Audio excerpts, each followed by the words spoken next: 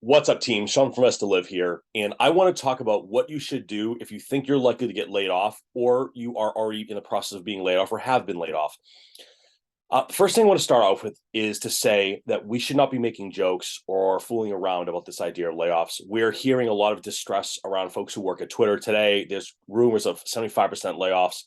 Much of the major tech firms are talking about or already in the process of doing layoffs. We saw furloughs during COVID and layoffs then. Unfortunately, we're back there again. In my career as a leader of sales organizations, and even still today, I've been on the side of it where I've had to deliver bad news, and it's a terrible, terrible thing. And no good leader ever wants to have to be the person to do this. So what I want to talk about quickly here, and I won't make this a long diatribe, and there'll be no fluff in it. If you think you're in a position where there could be a layoff coming, or potentially you think there's a layoff in the works, the first thing you really got to start thinking about is where you can immediately look to save some cash, because you don't know how long it'll be till you can replace that job. Okay. That's just first and foremost. Now, I understand it's a tough situation, so it's not always, excuse me, it's not always easy. Excuse me. It's not always easy to do that, but I just want to call that out that there's something to be considered there. Depending on what kind of work you're in, there could be things like severance packages, like pay packages, like different pieces that the company might offer to you. Typically in the tech space, what we'll see is based on your number of years of service, there might be numbers of weeks of pay that will come with it. There could be delays in when you're being let go. So it could be a month, could be 2 weeks, could sometimes even be 90 days. And I want to also talk at the end about why companies do this, especially publicly traded companies, because I think people don't always connect the dots here. And again, this is not in any way to be insensitive about it, but really rather explain what the thinking is so you can be more prepared sometimes. So, look, the obvious thing is we want to save some money right up front if we think there's layoffs coming. But what you need to do immediately, if you're notified or if the process is coming, is to understand how your company handles layoffs. Will you have continuing health benefits? When will those be over, and how much will you have to pay out of pocket to maintain benefits? It can be significant, so make sure you're prepared for this. Additionally, we want to understand as soon as possible what the policy looks like. If there is a layoff, are you able to find another open job in the company if there are any? I know that might not sound obvious, but a lot of times there are other positions that are deemed critical to business that will remain open. And sometimes you might be able to find a way to transfer in. So what I would urge you to do is start thinking about areas of the business that were already understaffed or have seen attrition, and start to at least reach out and understand what those roles look like, if there's a path or a process you can get into ahead of time to potentially work something out on that front. The other consideration is, and this isn't always easy, but it's worth noting, you can look at things like a leave of absence. You can look at possible a furlough. You have the option to try to get in front of these things. I'm not saying that you should, but I'm just saying if you think for sure that it's coming, don't just wait for it to happen. Get in front of it. Now, additionally, once it's happened, you want to make sure that you're really crossing all the T's and dotting the I's. So in terms of getting notified about a layoff, make sure that you're very clear on what's being provided to you. What will the pay package look like? When does health run out? What kind of services, and I'm going to talk about this in a second, what kind of services will come with the layoff? What this means is, especially in a lot of larger companies, it's not just one of those things where they shake your hand, say, thanks, I'm sorry, time to leave. What they'll offer is ongoing job placement support. So typically they'll have some sort of a consultant in place where you can work with them to get your resume back up to par, start to look at what kind of jobs are available. Excuse me. And they'll oftentimes help you, get those pieces of paperwork in line. What's more important than all of this, though, is to start to think about how you want to tell the story of how and why this happened. It isn't about performance a lot of times. It's just simply about cutting.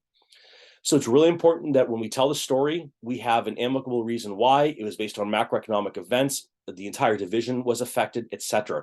We don't want to make it about a personal layoff. We want it to be seen. And I know this sounds so negative, but I just thought it was worth sharing.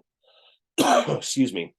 We want to really share the fact that it was a company-wide or a broad or an entire team, right? You're an excellent employee. Here are all the great things you've done. Get all that on paper. Start to think about all the things you've done. Build a little one-pager around the awards you've won, the projects you've worked on, how you're seen as a leader, the promotions, the positive things that have been said about you. Get all that stuff together ahead of time.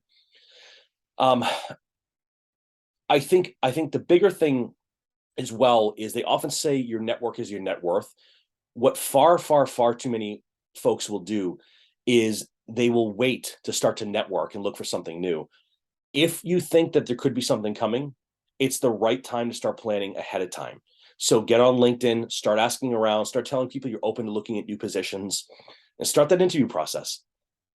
Right? If you start that interview process and nothing ends up happening, that's okay. You don't have to accept a new job, but hey, maybe you want to accept a new job anyways. What you don't want to do is be stuck sitting on your hands when a whole string of people across a lot of companies are all looking for jobs at the same time. It brings me back to thinking sort of around when COVID first hit and everyone had those open to work little things on LinkedIn. And every day I went onto LinkedIn, I felt so bad about how many people I saw with the open to work and the stories of how they never started coming. And that's why I say this isn't a joking matter. And I really want to get the point across that you have to make sure that you understand the timing, the pay, the benefits that will come with it, when health and medical will be shut off, how soon you can look for a job, can you look for a job internally?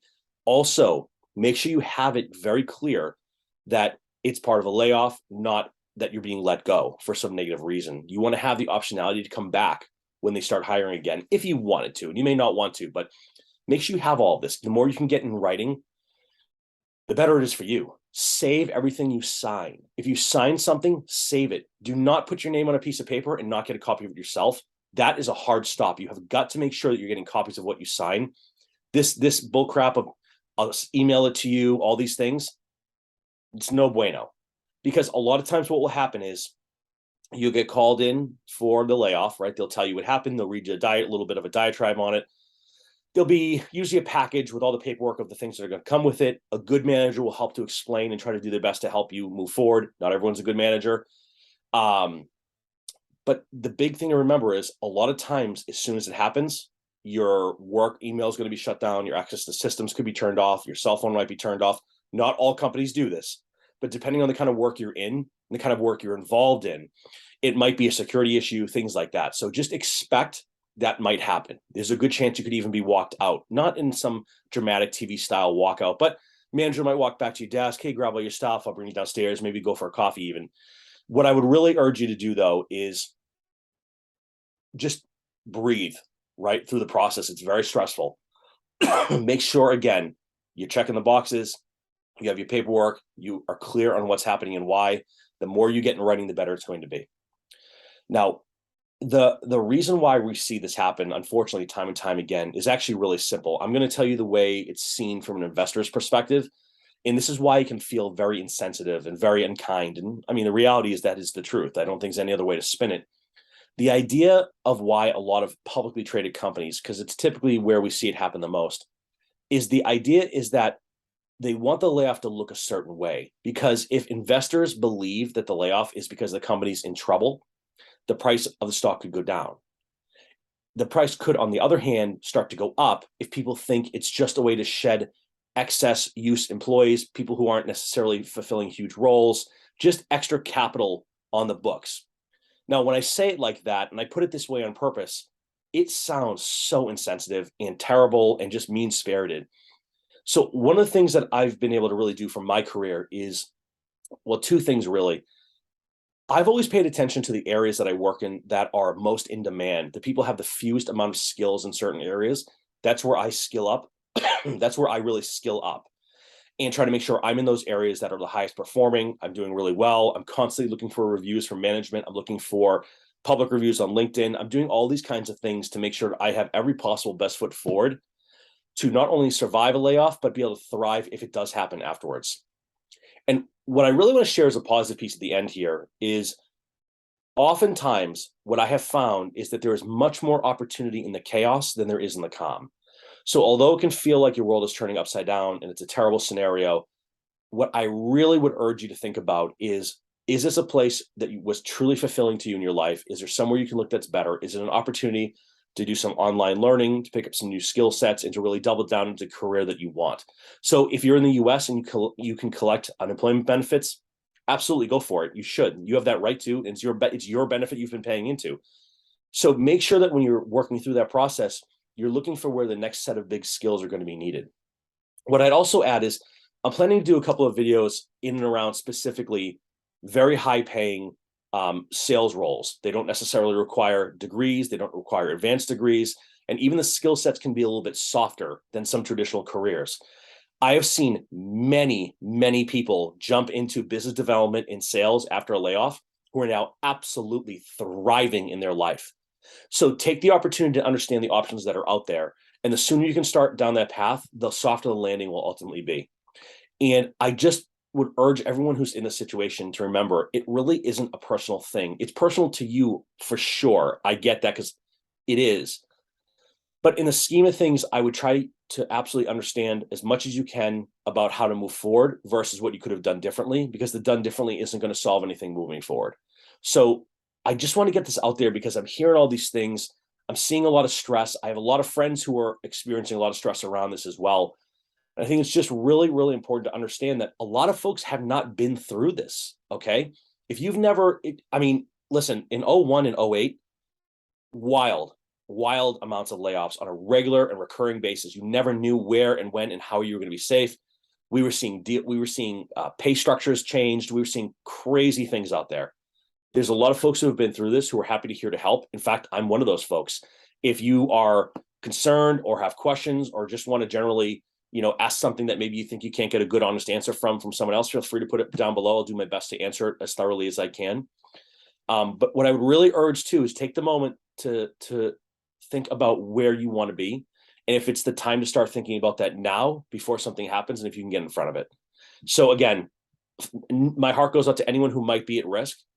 Do the things that are right for you and your family. Whatever that looks like, do what's right for you, okay?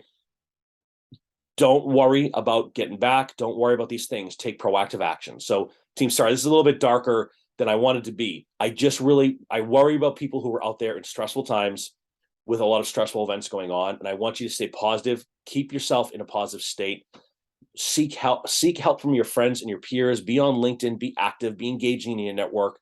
And if you're looking for something, let people know. Go on Twitter and say, hey, I've been in finance for 5 years. I'm an excellent analyst. If you know anyone hiring, let me know. That's a simple thing to put out there. It's great. There's a huge network of people that might be able to help you. So with that, team, thanks so much for watching. I do want to do a little bit more details on kind of how to get new roles, how to jump into new industries, things like that. So we'll do that in some subsequent videos. And I'm also thinking about doing it live, perhaps. If you'd be interested in seeing it live, let me know. Then we can do kind of almost like an AMA type of thing as it applies to like the hiring process and breaking into software and high tech and things like that. So team, with that said, all the luck in the world to everyone. Certainly do not let it feel personal. Do your best to get through these rough times right now. And otherwise, I hope everything is well with everyone who watches this. So thanks so much. Appreciate the attention of the time. Otherwise, have a great afternoon. Have a good weekend whenever you're watching this. Life is good. We're going to get through it. You're going to be where you want to be. Thanks, everybody.